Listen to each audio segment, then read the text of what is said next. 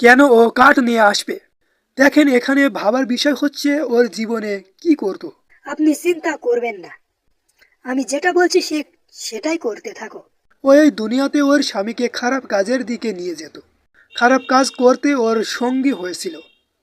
ওর কারণে আল্লাহ সুবহানাহু তাআলা নিজেই বলেছেন, আগে থাকতেই এর আযাব রেখেছেন, যা যে কাঠ নিয়ে আসো আর ওঠাও তোমার কাঁধে, আর নিজেই নিজের আগুনে জ্বলে পুড়ে যাও।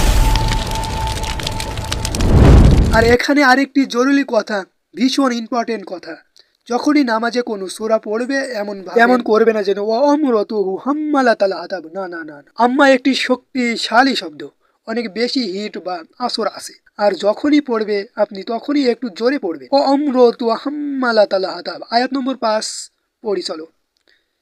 ফি জিদিয়া হা হাবলুম মিম মাসাদ। আর ওর গলায় নারিকেলের ছাল দিয়ে তৈরি রশি থাকবে। আজ কোনো লাভ আছে কি? এই দড়ির ব্যবহার হয় সুন্দর গলার জন্য, এমন গর্দান তার ঘাড়ে। খুশির কথা এটা, মজার কথা এটা। রশির কারণে কি আর ঘাড়ের কারণ কি? ওর পিছনের কথাটা এটা। উম্মে জামিল সে সুন্দর সুন্দর হার পরতো। ও মক্কার লোকেদের বলতো, চাকরদের বলতো, আত্মীয় স্বজনদের বলতো, আমার গলার হার ওকে দেব যে মোহাম্মদ সাল্লাল্লাহু আলাইহি সাল্লামের নামে খারাপ মন্তব্য করবে এবং আমার সাথে থাকবে।